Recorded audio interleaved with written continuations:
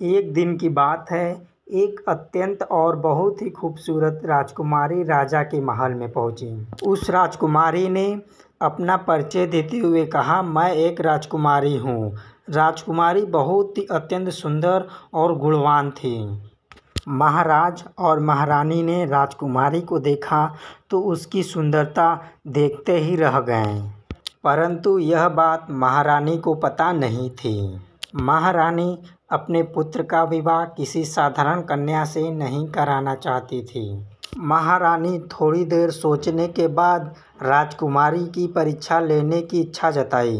महारानी ने उस राजकुमारी को अपने महल में रहने का प्रबंध कराया और महारानी ने अपनी सेविका से कहा कि इस राजकुमारी के बेड के नीचे मटर के दाने रख देना और उस मटर के ऊपर 5-6 गद्दे रख देना। जब सुबह हुआ तो राजकुमारी सोकर उठी। तब उसे महारानी ने अपने पास बुलाया और उसके शरीर का निरीक्षण किया।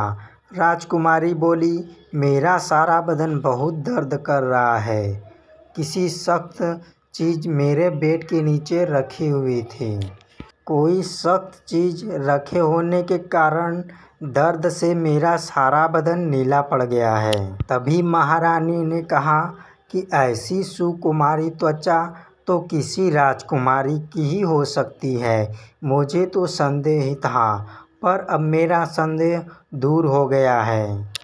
मैं इस देश के राजकुमार अर्थात होने वाले भावी सम्राट से आपका विवाह तय करती हूँ। यह बात सुनकर राजकुमारी की खुशी का कोई ठिकाना नहीं रहा और जल्द ही राजकुमार और राजकुमारी का विवाह हो गया और वह राजकुमार से शादी करके महारानी बन गई। विवाह को 3 साल हो गया, परंतु राजकुमारी को कोई औलाद नहीं हुआ। यह देखकर राजा और रानी बहुत उदास हुए और सोचने लगे कि हमारा वंश कैसे आगे बढ़ेगा। तभी राजमहल में एक तपस्वी साधु आया। उसने महारानी से कहा, हे महारानी, यदि आप वंश आगे बढ़ाना चाहती हैं तो आप तप नदी के किनारे पूजा कीजिए। और महारानी ने अगले ही दिन वह पूजा संपन्न कर दी। महारानी यह पूजा करके अत्यंत खुश हुई और मन में सोचने लगी कि अब हमारा वंश आगे बढ़ेगा। और राजा भी बहुत खुश हुए और छोटी महारानी को 9 महीने के पश्चात एक पुत्र प्राप्त हुआ। तभी वह तपस्वी साधु राजमहल में आया और कुंडली बनाया।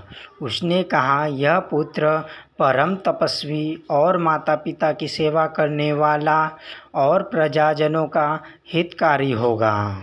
तपस्वी की यह बात सुनकर राजा रानी और प्रजा के लोग बहुत खुश हुए। राजा रानी बहुत खुश हुए क्योंकि उनका वंश आगे बढ़ाने वाला आ गया था। उन्होंने अपने पुत्र का नाम वासु रखा। दोस्तों, मेरा चैनल आप लोग कृपया सब्सक्राइब करें और लाइक तो कीजिए, क्योंकि आपके एक लाइक से मैं बहुत ही मोटिवेटेड होता हूँ।